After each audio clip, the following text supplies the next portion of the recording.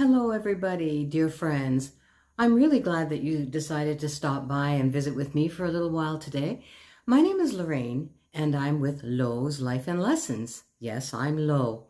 And welcome. If you are a new subscriber, I do welcome you, and I appreciate every one of you. Today, we're going to talk about inflammation. Inflammation in the body, especially of us older people, is kind of a hidden enemy inside us that is kind of secretive, and it just maybe causes a feeling of being unwell, and it's kind of mysterious. So I've been looking up lots of information on the internet. Now, of course, there is lots of information on the internet, some of it even from a reliable source. But before we get into that, I want to share with you my SOTD, my scent of the day, which is Verbena, Musk, and Freesia by Dame Perfumery.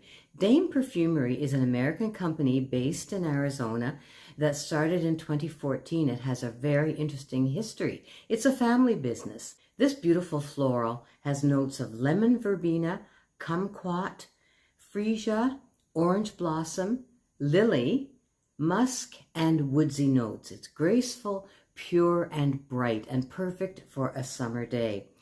Now, after telling you how nice this perfume is, it is only available in the US. And I'm very lucky to have this bottle as well as a few other items from Dame Perfumery. A few years ago, there is a perfume shop in Montreal that stocked some of Dame Perfumery's products, but unfortunately they don't anymore, and I don't really know why. I don't know if it's a shipping issue or a customs issue, but Dame Perfumery products are only available in the US. So to my US friends, you can check their website. They have lovely products.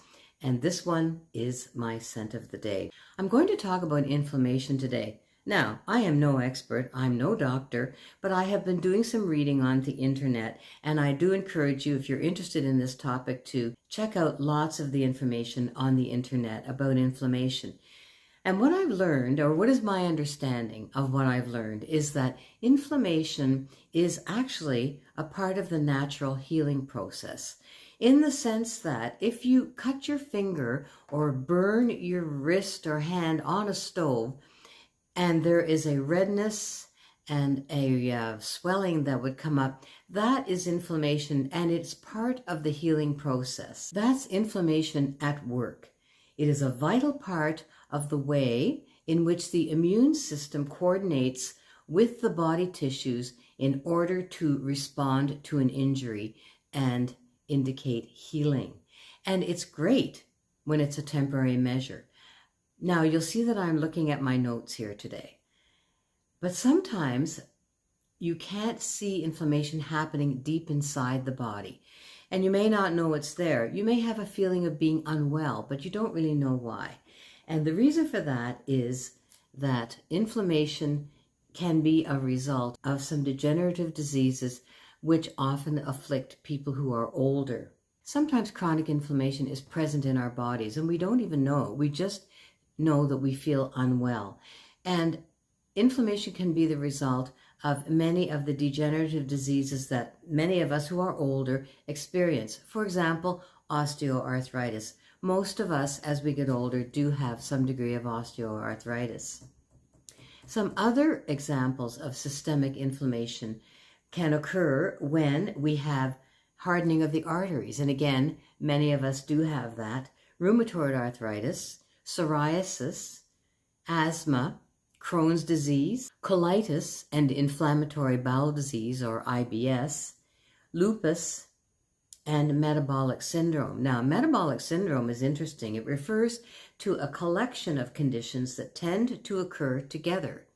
Those conditions that occur together can be type 2 diabetes, obesity, high blood pressure, and cardiovascular disease. There are several possible factors that initiate and maintain that low-grade inflammatory process in our bodies. These include aging itself, an unbalanced diet, a low level of sex hormones, and smoking. But don't worry, there are a few things that we can do to treat the symptoms of inflammation in our bodies. There are many foods that are anti-inflammatory, and you can find all kinds of information on the internet about anti-inflammatory diets, but I've selected 6 delicious foods. Now, the foods that we choose can do one of two things. They can fight against inflammation, or they can trigger an inflammatory response. And it should be no surprise that sugar is at the top of the list for foods that may increase muscle and joint inflammation. And sugar is such an addictive substance. I have had a terrible time with sugar my whole life.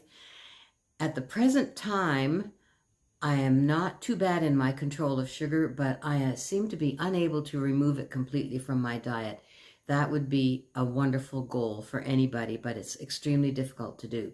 The foundation of an anti-inflammatory diet includes primarily plant-based foods, such as fruits, vegetables, nuts, seeds, beans, and legumes.